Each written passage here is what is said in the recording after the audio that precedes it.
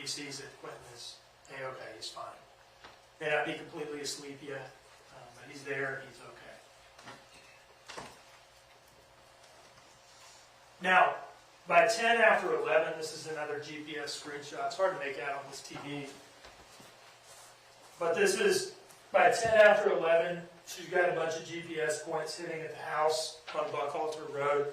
And this is just to signify that this is around when she gets home. 10 after 11.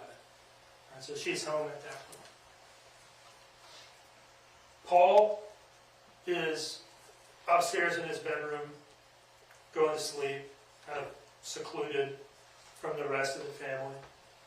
And Danny eventually goes to sleep as well. And you'll hear her say this to the investigators, that she was the only one up and active in the middle of the night, in the hours leading up towards 1 a.m. Danny is sleeping because he's going to get up and go to work in the morning. He has to get up at like sometime between 5 and 5:30 to go to work. And Paul was sleeping as well because he just got off work. He's tired. And you'll hear her say that I was the only one up and about. My tooth was hurting. I couldn't sleep.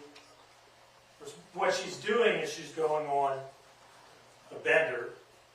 You'll hear her admit to this eventually with the police. She didn't want to talk about it initially, but you'll hear that she eventually acknowledged that she was up kind of frantically using drugs for an extended period of time while everybody else in the house is asleep and out of play. You'll hear her talk about it. I would hit a line. I would go outside. I would smoke a blunt to kind of bring myself down. Maybe smoke a cigarette. Then I'd hit another line and repeat the cycle. So she's in her house by herself, physically uncomfortable because of her dental issue, emotionally wrecked because of what's going on with her and Danny, and it's resurfaced again this night. Well, the resurface is probably not the way to put it because it's just an ever-present problem for her. And this is a bad situation. Right? This is a volatile, dangerous situation. And that's because you'll hear something that she later said during the investigation on a recorded call, on a recorded phone call to Daniel, who was cooperating with the police and trying to help them gain information about the effect that cocaine has on her. It's not just fun for her. You'll hear her say that it makes her angry and impulsive.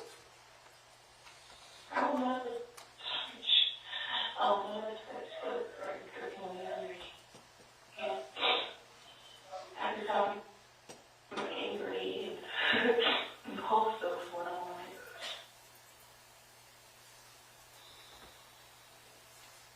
And so those are the conditions.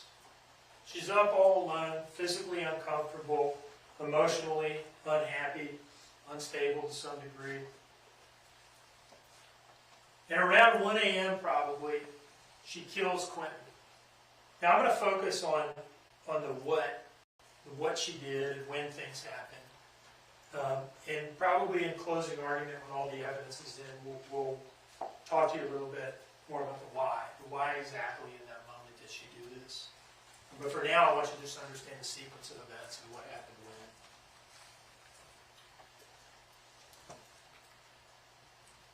She takes his body and puts it in Dodge Journey, Georgia tag TEN 9300. And she begins the cover-up. The cover-up is not just the lies to the police. The cover-up starts immediately. A little after 1 a.m., she drives down Buckhalter Road, which turns to the right here, but it's still Buckhalter Road at that turn. And comes into Ogeechee Road right here. And she pulls into this mobile home plaza. It's right here. Mostly what you're seeing is trees, but there are mobile homes in here. This is Azalea Mobile Home Plaza. And there's a convenient standard dumpster sort of hidden away under some tree cover in the tree line and she throws Quinton's body away like a piece of trash at about 1:17 in the morning. She drives home. This is another export from her phone, showing that her phone was locked from 2:01 in the morning until 9:13 in the morning. And this is just kind of a shorthand way of saying that's roughly about the time she eventually goes to sleep. And her phone is inactive. Now Danny wakes up for work a little after 5, and he tries to wake her up to go to work. She's supposed to go to work with him. Remember, they work the same shift. She has been up all night doing drugs, and he's been, responsibly sleeping, so he's able to get up for work. And he cannot wake her up. She will not wake up. And at this point, he's trying to get out of the house to go to work. And he believes that all 3 children are there. He does not go over and check the packet plate. He doesn't even know that Quinton is gone. You saw in those pictures the packet plate is all the way across the room in the far corner. It's not right next to the closet. It's not right next to the bathroom. He can't wake her up to go to work, and he's annoyed by this because this is, I think he may tell you it's not the first time this has happened. And they are kind of tight on money. They're trying to make money to either put a down payment on a house or a security deposit on an apartment so they don't have to live with their mom anymore. And he'll tell you that he was frustrated by this. You're not going to get up and come to work and make money. And his decision at this time was to say, well, okay, if you're not going to come to work and make money, we're not going to spend money on a babysitter today. Because they pay her every day, Michelle. And so he texts Michelle, hey, the kids are going to stay here with her today, Miss Michelle, at 5:20 in the morning. She says, okay. And the reason for that is his thought is, look, if you're not going to get up and make money, you can stay here and watch the kids. Wake up and find these kids are still here. You can deal with them. They're yours. So he goes to work, and he clocks in at 6:11. 6 a.m., 6:11 a.m. And he will clock out at 9:15, a little over 3 hours later. And the reason, so situations like this, it's all hands on deck. Everybody comes out. Forensics comes out. The forensics unit came out, had a drone up looking for Quinton. Patrol officers are being pulled from other beats, other areas of patrol, to canvass the area and look for Quinton in the woods. All sorts of people are coming. Most of the command staff for the Chatham County Police Department showed up because this is a big deal and they take these things very seriously. One of the specialized units that responded after patrol officers had gotten there was the detectives for the Chatham County Police Department, CID, Criminal Investigations Division. And the first detective there for CID is a guy you'll hear from, Sean Wilkins. Sean Wilkins shows up, and he's the one who conducts the first, what you call more like the first formal interview with the defendant. And most notable from that statement that he takes from her at this time is when she says she went to bed and when she says she got up. And you'll hear that she tells him, I went to bed around midnight and I got up around 9. She doesn't say anything at all about this trip to Azalea Mobile Home Plaza a little after 1 a.m. She doesn't want to talk about that because that's the trip that she took to get rid of Quinton's body. So here's her telling Wilkins, I went to bed around midnight and I got up around 9 a.m. When's the last time you saw your child? When I went to bed last night. And what time was that? It Do you was remember? around 12. 12? Okay. 12 when I went to bed. I had my wisdom teeth removed yesterday. I'm sorry, that's So I went to bed kind of late. I get you. Listen, I had them up too. So I got up this morning about 9. About 9? And my front door is open, so I went up and I shut it, not thinking about anything like that. And I look over and check on my kids, and he was gone. All the rest were there. He was gone. It's alright. It's alright.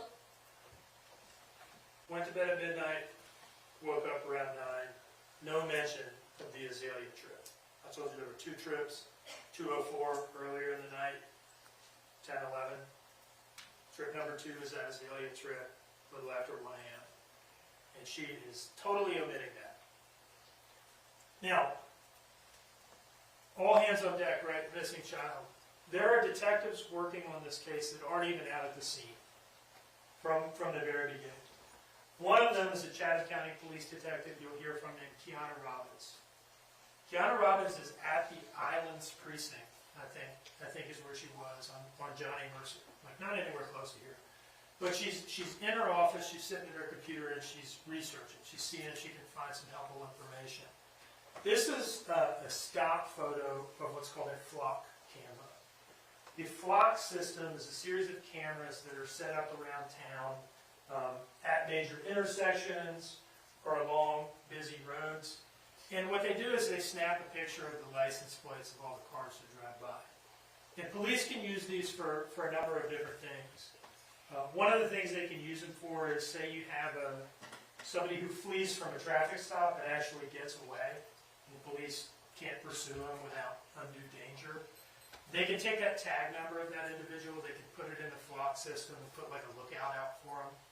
If that tag hits on any other cameras, it'll alert the police and they can try again and make the traffic stop. Another thing that the police can do, and what Detective Robbins did, was look up vehicles registered to the defendant. She finds that Dodge Journey that the defendant drove to dispose of Quinton's body, and she puts it into the flock system, looks it up in the database to see what, if any, flock cameras that vehicle has hit on anytime recently. And she sees that that car has been out late at night, driving around on trips that the defendant hasn't mentioned yet. She radios that information, or maybe calls via phone. This is the tag she looks up. That's the Dodge Journey in the driveway at the time of the police response. She calls Lieutenant Foster, who you'll hear from. This is after the defendant has told Wilkins that she went to bed at midnight and woke up at 9, and hasn't mentioned anything about the Orangeville trip, or the Azalea trip. Foster goes up to her. He now has this information that this tag has been hidden on some flock cameras and seems to have been driving around during the night. And he goes up to her, and he's a lieutenant at this point, which is like kind of a managerial type position. He's, by this time, is the senior man on scene, I believe. But he has background in investigations. He was with the Savannah Police Department, I think, at one point, in their violent crimes unit, investigating homicide. So he knows his way around an investigation. He knows how to do these sort of things. He goes up to her armed with this information about the flock hits at night. He wants to know what these trips were about. So he goes up to her and he asks her, "Hey, did you go anywhere last night?" And he's a savvy guy, so he's careful to tack on, you know, like where the kidnapper could have followed you home. And she seems to know, the evidence will show that she seems to know that he knows something about this trip to Azalea that she took and has not mentioned to this point.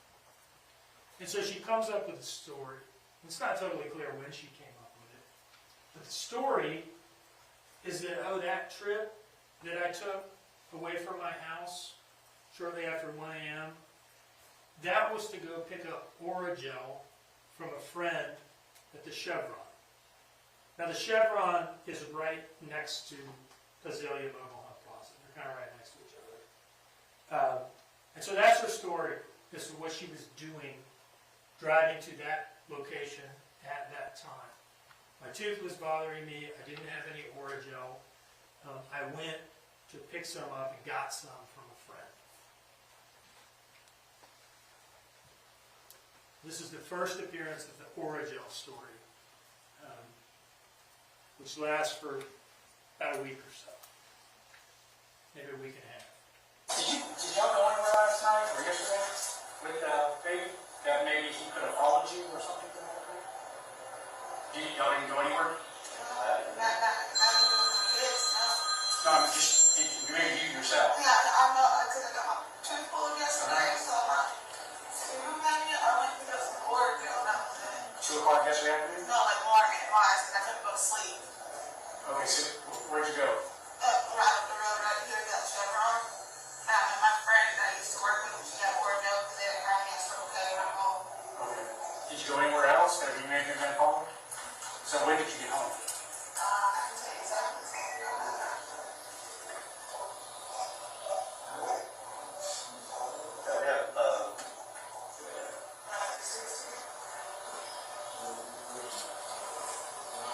What did you do too? I was on 125. At 125? So I was gone for literally 12 minutes. All right, so that's the story about what I was doing when I drove there. Now, I'll tell you this. She's trying to show him on her phone this trip on an app called Life 360. Life 360 kind of generally tracks your movements. You can join with your family, and they can see where you are and have been, and vice versa.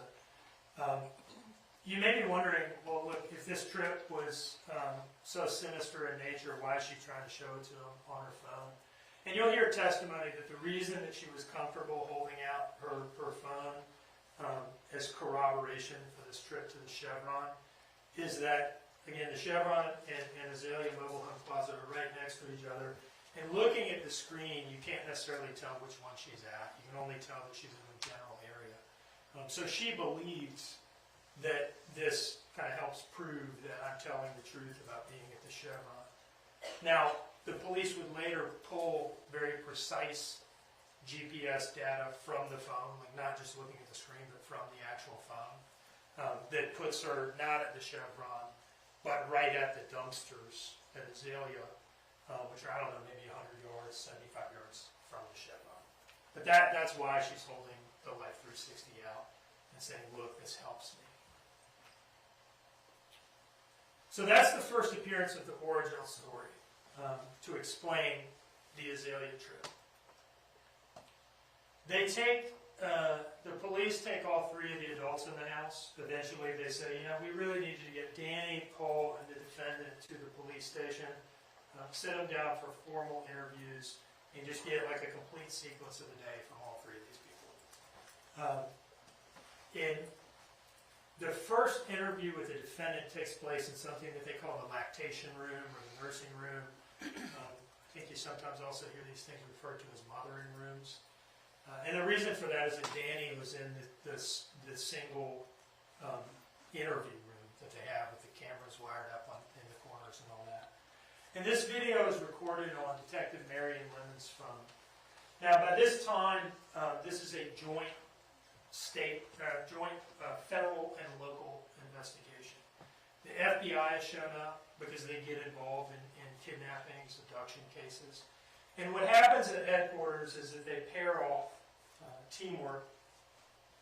One FBI agent, one detective, and they each in a pair interview each of these people. And so Detective Lemons is paired up with Special Agent Brad Snyder, whom you'll hear from. They were kind of partners throughout this investigation. And it's very open-ended at the beginning. What they're asking for is just give us an account of your day. Give us an account of the last 24 hours. Where have you been? What have you done? And so you'll hear Snyder asking him this. The video is really nothing special. I think it's just ceiling tiles the entire time because the phone is sitting on a table. But the audio is good. You can hear her. And she starts with, we left the dentist and came home. So she does start at the beginning. So right now, again, we're sorry for everything. I mean, we can't imagine the emotions that you're feeling right now. But it's difficult. Just kind of think about the last 24 hours and just kind of give me, what you've been through in the past 24 hours. So about 24 hours would be this time yesterday. So from about 1 o'clock yesterday, just want to tell me your. So that's the start. I was leaving the dentist, getting my wisdom tooth pulled. And the end is the Origel story, the Chevron Origel story that she has as her last trip of the night. And she omitted that to Wilkins, is now had to come up with a story to cover this trip. Oh, My mouth was really bothering me about almost 1 in the morning. So I called several friends to see if they had orange out. No. So I got in contact with another one of my friends named Misty that I used to work with. She has a lot of mouth problems, and asked her if she had any orange out. I met her up there at the Chevron. And I called her and got back and back home. Y'all, so 12 minutes. I got it for like 360. I can show y'all where bro. Everything was on the left else I get back. Get home, turn my mouth, check all the kids again, they were okay. Now, a couple things about this initial interview in which she's asked to give an account of her movements for like the last 24 hours. No mention whatsoever of the trip to the drug dealer. She doesn't want to talk about what she was doing that night in the state that it put her in. So that's omitted completely from this interview. And now she's put a name to the friend who gave her the orange ale. Misty is what she calls it. Now, I'll tell you before we move on from that, I'll tell you this. The police asked her to go through her phone, and of course she's playing, the victim. I'm the victim, the mother victim of a child abduction. So she probably feels some pressure to cooperate. And so she lets them go through her phone.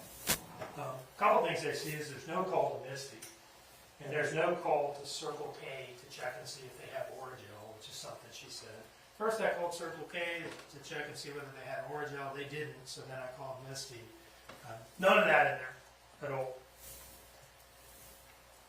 They also see a message from the defendant to Danny. We looked at this earlier. This is when she's leaving the Circle K and is about to go to the drug dealer at 10:30. Going to run to 204, I guess. This is something that she had left out in this initial interview with Snyder and Lemons. So they interview her again, and this time it's in the interview room.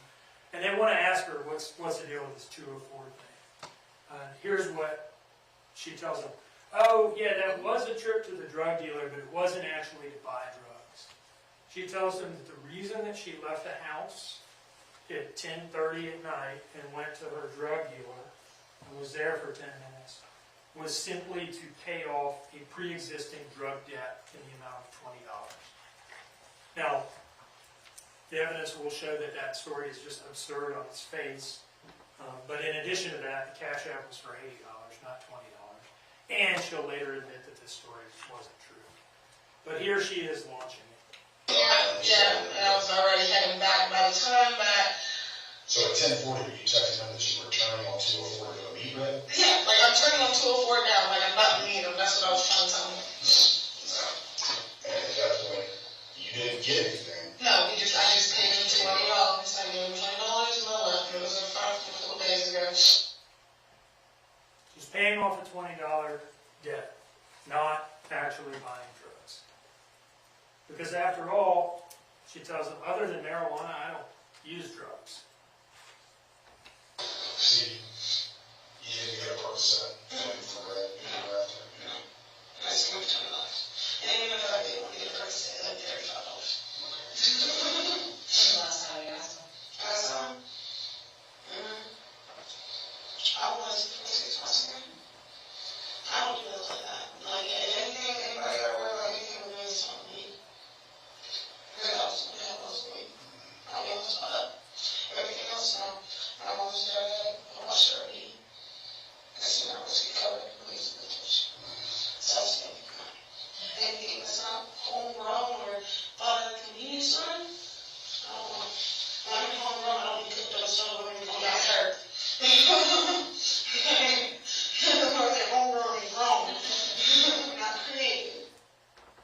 Very strong, detailed denial of the use of any drugs other than marijuana.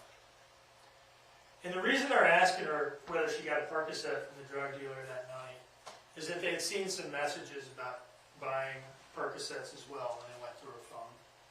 And they asked her about that. What about these text messages with you? Look like you're buying Percocet, using Percocet. And her story at this time is, oh, those are for a friend. I'm just a middleman for my friend Cheyenne, who likes Percocets but doesn't, I guess, know a dealer herself. Things, have to answer for, so we have to get a better understanding as to, what went on. You know that you gave us authorization to go through the text messages. There's text messages in there unless you purchasing and post it. As recently as within the past 24 to 48 hours. So you mind telling me about that? Is that date or help me understand that? That is great. So, What's your story? sometimes when you ask me if I've done, I haven't done it recently. I do have a friend named Cheyenne Crosby, who lives in Gerard Avenue. She will call me from time to time when I see a call on, she will help me along the road, asking for a register or whatever if I can get it. And I'm waiting for her. I drop it off. Whatever work is dropped off, and she don't want to do it. So, but no, we haven't been messing with her since. She does not want to talk about her drug use that night because that contributed directly to the state of mind that she was in and relates so closely to her killing Quinton in the middle of the night. So she feels that she has to tell these lies. And she wants to focus on 6 a.m. to 9 a.m. because after all, this is an abduction. It's not as though I did anything in the middle of the night. My child was taken after Danny left for work. That's her story. That's what she's trying to sell. And again, she forcefully denies this. No, I did not. I did not take a Percocet right now. I will fix it up for you right now. Now, police follow up. Okay, October 5th, they get statements from the defendant, and she's making all these claims that we've talked about. They get a statement from Paul, they get a statement from Danny. And what you do, and this goes late into the night, eventually it's kind of time to stop on October 5th and wake up in the morning and follow up on some of this stuff. So she has said that she was at the Chevron getting Orajel from Misty, her former co-worker. And so they go out and there are two real notable things that happen between the October 5th statements on day one and the next interview. And one is that they do what they call a video canvas. They go out to this Chevron area where she has said that this Orajel exchange happened. And they look around and they see if they see any cameras. They go in and they ask if there's footage. And they get footage from the Chevron. And it does not show her stopping there. In fact, it shows her driving by. And they get footage from Azalea next door. And this is a major break in the case, because what the Azalea footage shows is her pulling in, doing a loop around the complex, and pulling up to the dumpsters and sitting there for about 2 minutes. And that's when she throws Quinton's body away. So you're going to hear in detail about the footage from Azalea, the different cameras and camera angles and what you can see on which one. But this is just a sample of that.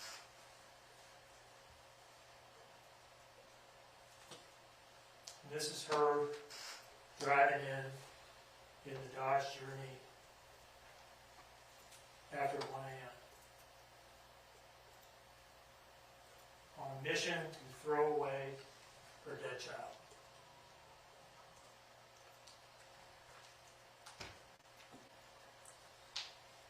So that's one notable item of follow-up that leads into the next interview. The other is that they go talk to Melissa Missy Bray.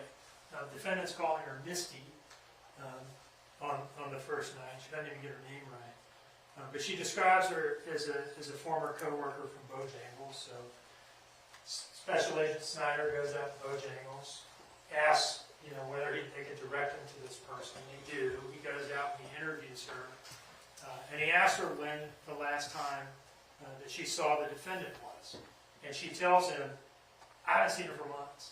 The last time that I saw her was when she ran it. It was like in July of 2022, months before what we're talking about.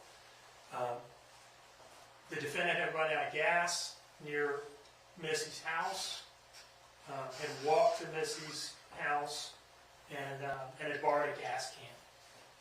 And their last contact was Missy texting her a few times, saying, hey, can I get that gas can back? And that was it. And that was months before. And Special Agent Snyder looked at these messages and they corroborate what Missy is telling him. So, Chevron story, the met Missy at Chevron story is now just completely torpedoed. And so they bring her in for another interview on October 8th. And this one is with an FBI agent named Bridget Brock. And it's conducted at the FBI office in Savannah. And they confront her with these two findings. One, the security footage from Azalea and from Chevron. And two, what Missy has told them. And she just sticks to the Orgel story and just insists that it is true. And this is what that sounded like.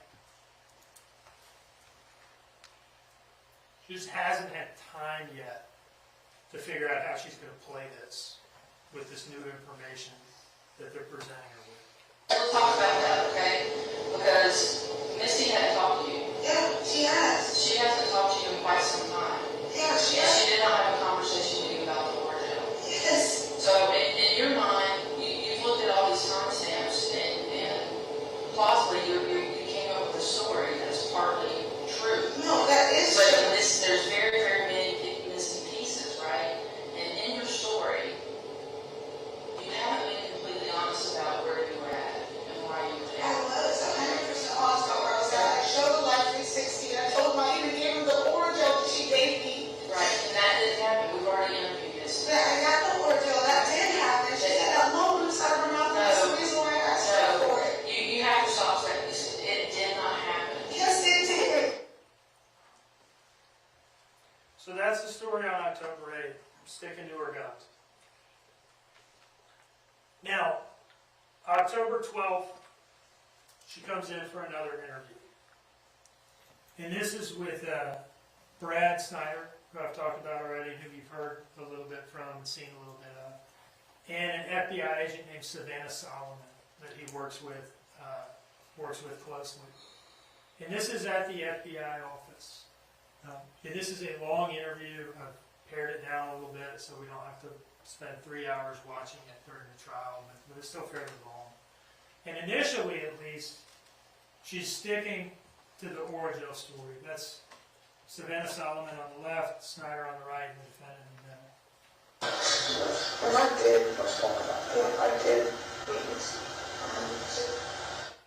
I did meet Misty, 100%. It happened. I'm telling you. And she tells this kind of flowery story describing this meeting. She lavishes them with details about how this went down. So you went to Missy's house, and did you go inside her house? She was just standing outside. Yeah, that's not like I really took a step. How long did y'all interact there with Missy? How long did y'all? 2 3 minutes. It was a quick little conversation. How are you? I know it's her mouth feeling this one. She does some crack and stuff. She did. While she was outside. Now she has Misty was smoking crack when she gave the defendant a Orgel. And what is going on here is when the defendant is lying and telling a story to cover something up that she did. Objection, Your Honor, at this point in time. Those are opening statements. Mr. Dean has the right to say what he expects the evidence to show, not his interpretation of it. So, Sustained. Dean, I'm going to ask you to move forward. The evidence will show that she added this detail to suggest a faulty memory on Misty's part.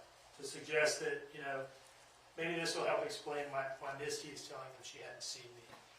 And it is nothing to her to just accuse Missy of having smoked crack during this meeting that didn't happen.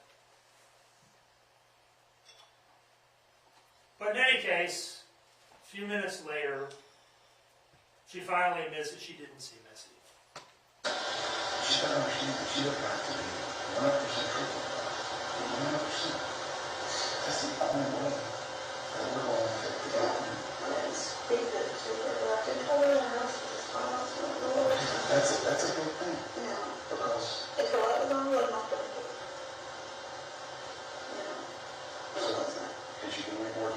I didn't know what that was. But I found it, and the card was one of the ones that I lost. And I found it when I got back to the house.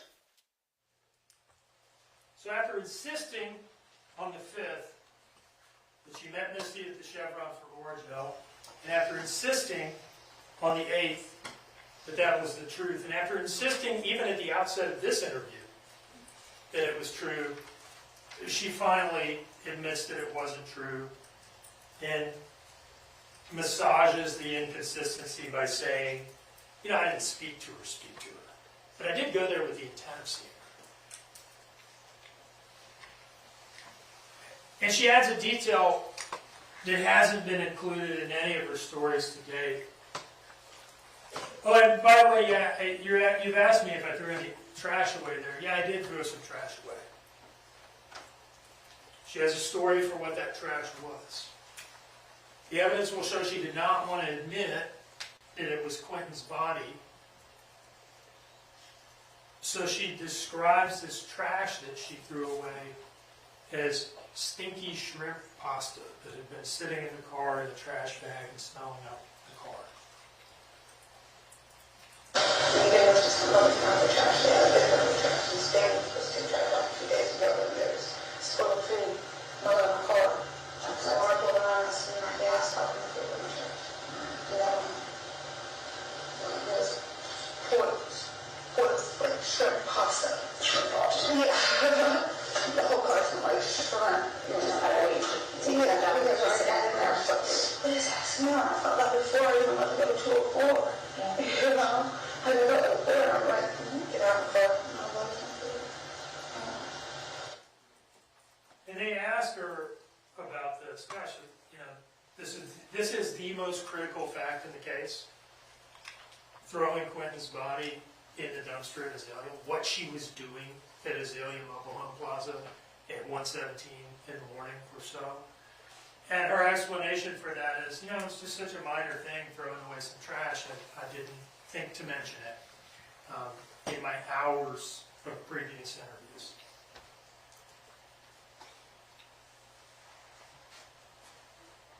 I didn't stop. It was the only stop that I didn't think anything of. To be honest, it's just, oh, food, help in the car.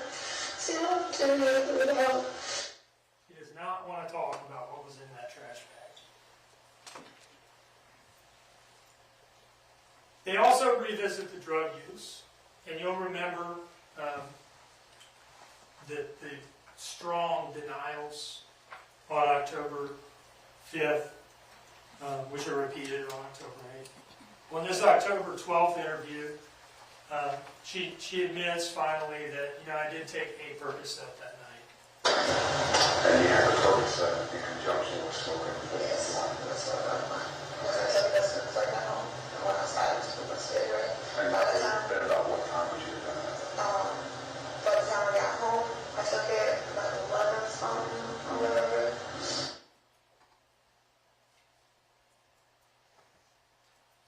And so Snyder asked her about her changing story. You know, you've been adamant that you met Misty for Orangeville, and now you're finally admitting to us, oh, you know, I actually didn't speak to her. You've initially, over the course of 2 interviews, maybe more, didn't mention throwing trash away. And now you've got a very detailed account about doing that and what it was.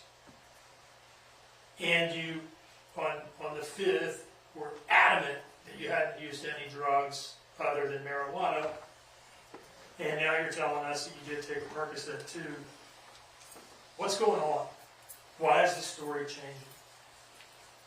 And her explanation for that is, oh, well, my faulty memory might have something to do with all the cocaine I was doing that night, which is a drug that had totally been absent from all of her prior accounts and fits much more with the $80 cash app than the story about paying off the drug front. And so she is explaining her inconsistent stories by adding another inconsistency, which is an admission to cocaine use.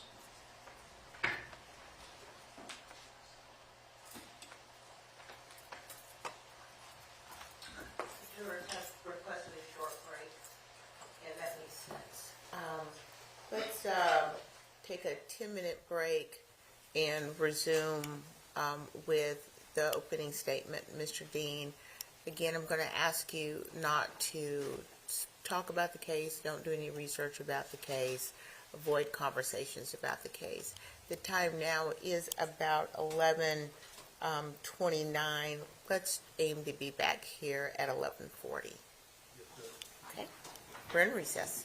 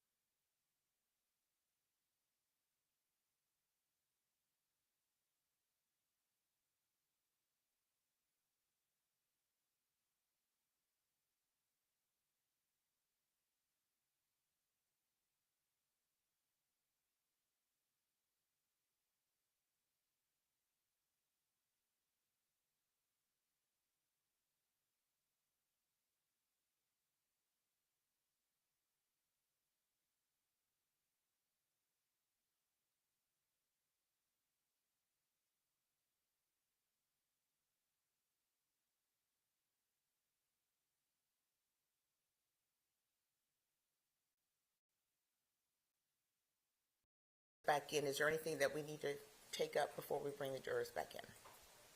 No, Your Honor, I'm ready to continue. Not from the defense yet. All right, let's proceed.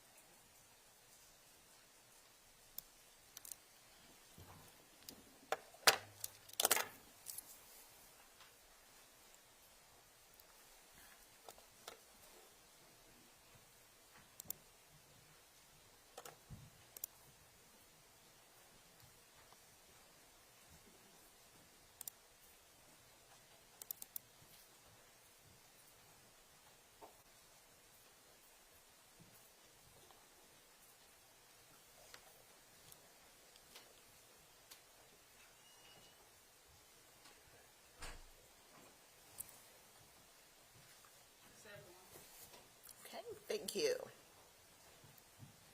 And so, for the record, the jurors are all back. They are being seated at this time. All right, all 16. Thank you, and Mr. Dean will resume with his opening statement.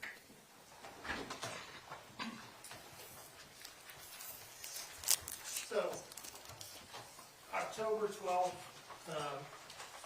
and we've come a long way from the October 5th account of only using marijuana that night. This is where we end up on October 12th. So just before we left, you would take the trash survey, you had, cocaine, you were upset,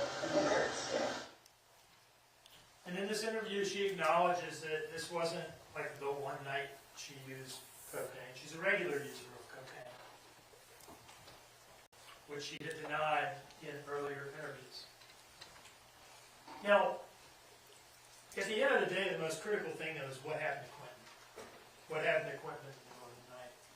And here is what she had to say about that.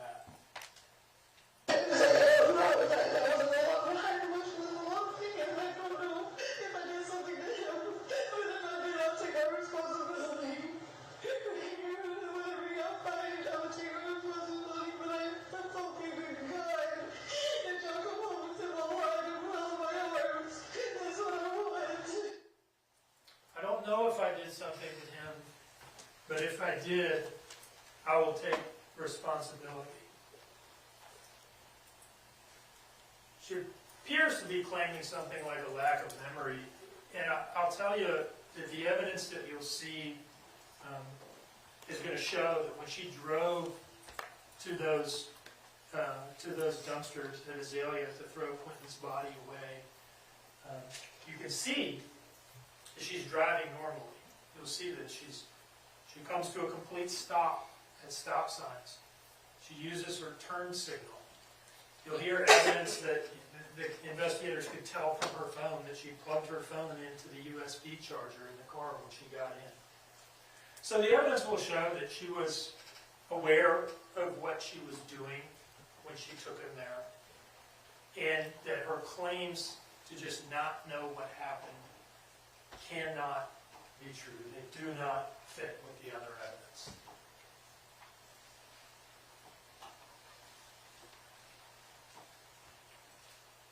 We've talked a lot about what she has been saying to the police and the FBI on the 5th, on the 8th, on the 12th.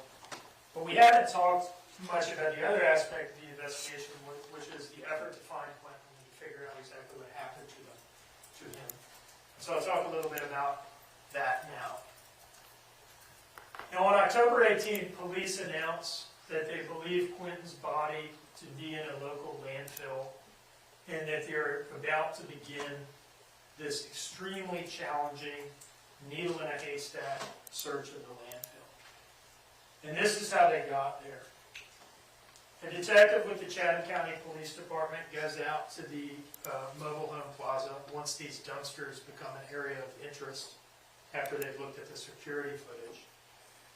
And he asks what garbage truck company services these dumpsters, and they give him that information. He gets in touch with that garbage truck company, and he learns that it was truck 309 from a company, 3909, I should say, from a company called Waste Pro. This is the list of stops for that truck on that day. Serviced the mobile home plaza. This is on the morning of October 5th, actually. Quinton wasn't in the dumpster for very long because it was empty that day. And this, what I'll tell you next, kind of goes to explain Quinton's condition when they ultimately found him. Not an intact body, but in pieces, little pieces, bones. So front-loading garbage truck extends its hydraulic forks into the slots on the side of the dumpster and drops Quinton and all the other garbage into the box in the back of the truck.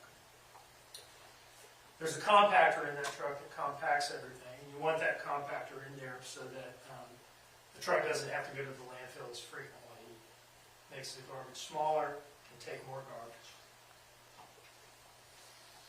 That truck went to the Waste Management Superior Landfill on Little Neck Road on the morning of October 5th. This is a landfill ticket. They weigh the trucks when they're coming in. That's how they know how much to charge the garbage truck company for this particular load. This is for Waste Pro Truck, 3909. And with this information, the detectives go out and they talk to the landfill manager, and he's able to identify the area that garbage was being dumped and then kind of shoved to on October 5th. And this kind of general area up here, that becomes the search area. So they have kind of an idea, like a general box in the landfill of where Quinton is going to be found. But this is still an extremely difficult thing. Even if you know the general area, there's like 2 more days of trash that has since been dumped there since the 5th. And this stuff gets compacted and moved around. They drive these compactors over it that have studded metal rollers. And everything just gets shredded. You may have this idea that you go into a landfill and it's just like a pile of bags of trash, just like they were when you put them in your garbage can at home. It is not like that. You will see that it is not like that.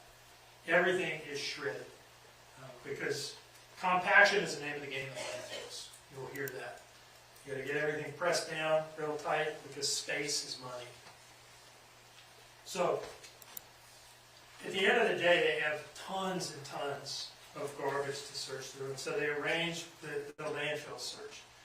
They have some consultants from an outside agency come in and advise on this because it's a very technical thing. These consultants are able to tell them, based on the size of the box, about how many tons of trash they'll have to search through to exhaust the area, based on known rates of searching, like pounds per day.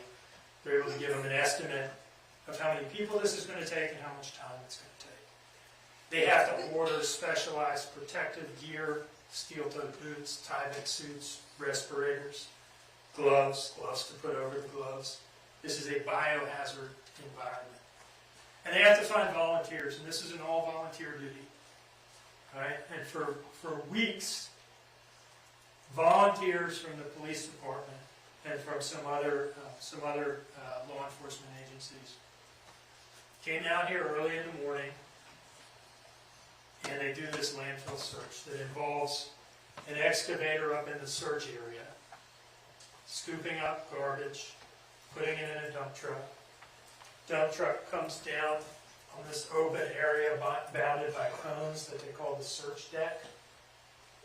Excavator down here kind of spreads the garbage, that particular load, I think they were calling them lines, out onto the search deck.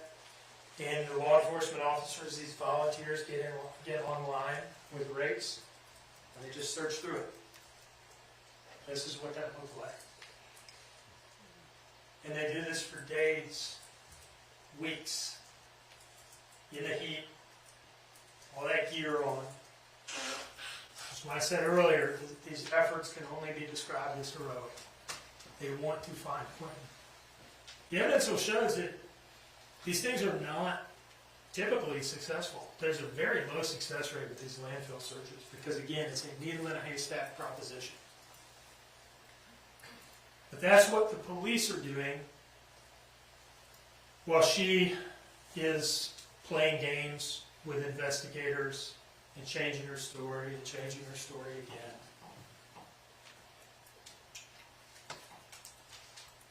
October 24th, while the landfill search is underway, and those volunteers are suffering in the heat out there, not knowing whether the next raid is going to bring more tedium and boredom, or if it's going to bring the horror of what they're actually looking for. The defendant is still playing games. Having already admitted that she went to Azalea and threw away trash, but it was only stinky shrimp pasta, she does an interview with the news, WTOC, in which she still, even at this late stage, this is October 24th, that's 19 days after the initial 911 call.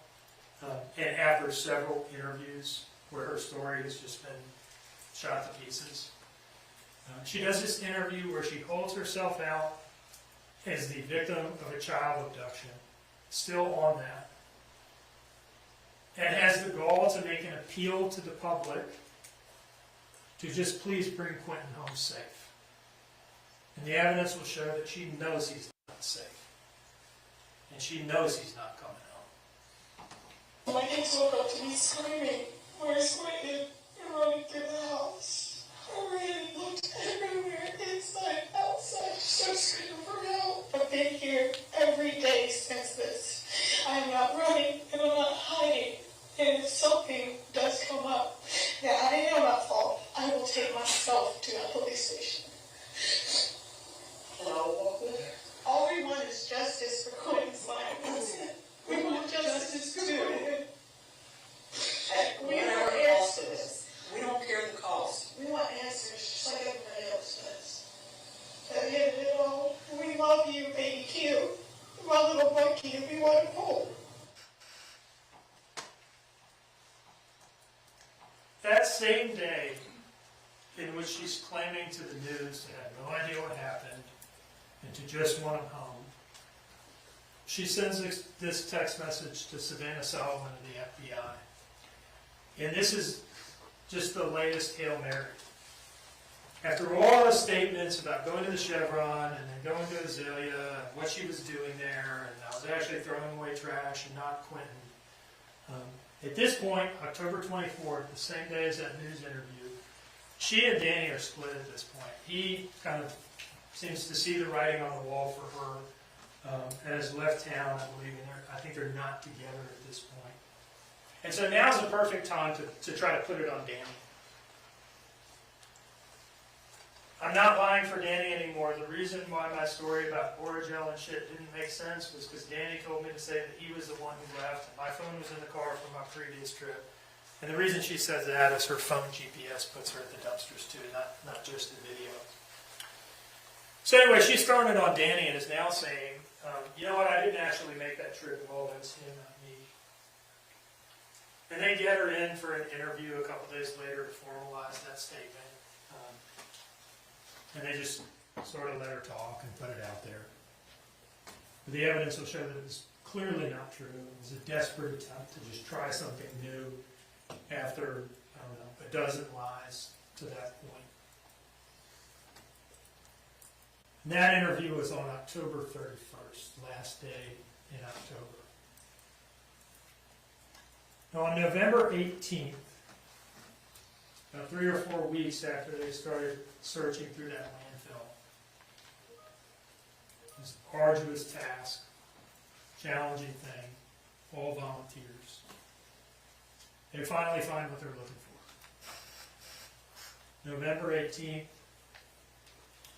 is a memorable day for the people who are involved in this landfill search, because they find Quinton. And he's not in good shape. Okay, they find him in pieces. Mostly bones, a foot. It's not as though he's in one place on that search deck. They're finding bones in different lines, spread out. He's torn apart.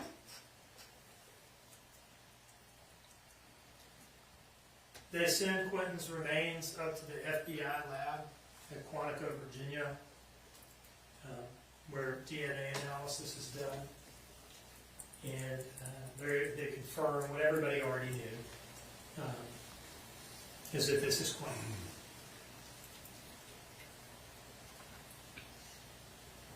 And the defendant comes in for one last interview.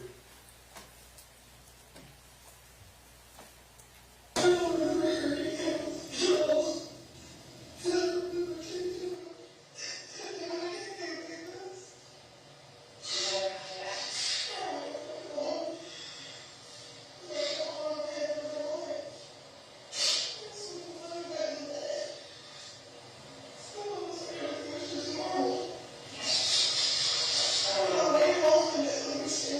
you.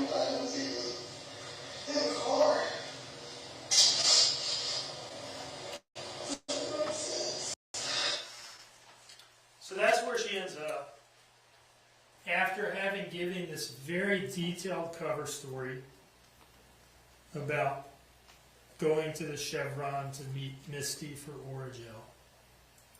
And having added this later, this richly detailed account of having thrown away some garbage at Azalea in the dumpster, but it only being shrimp pasta. Her final story, when they found Quinton after tracing the trash and making it undeniable that what she was throwing away in that dumpster at Azalea was her son's body. The best she could do in her last interview is to claim a total and complete lack of memory from seeing him in his pack and play at 10-something to snapping back into consciousness on the way home from Azalea. And we'll watch it, you'll see more specifically what she says happened is that she was driving home, hit a set of railroad tracks, and that jolted her back into now forming memories again. That's the story she ends up with. After those richly detailed accounts of false statements for what happened during that trip, now she just can't remember anything that happened during the critical time period in this case. The murder and the disposal of the body. So, that is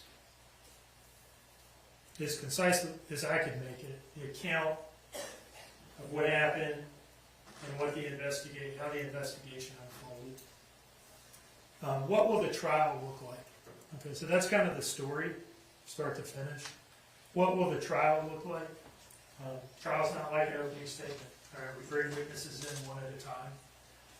It can be kind of disjointed and choppy because each individual comes in and they can only talk about really their role and what they did, heard, saw, that sort of thing. You will hear from some of the responding officers. You'll hear from people like Michelle McCarta, people in Quinton's life who can tell you some things about how the defendant felt about Quinton and treated him. You'll hear from the investigators who took these statements and followed up on them. You'll hear from some of the people who were involved in this search of the landfill.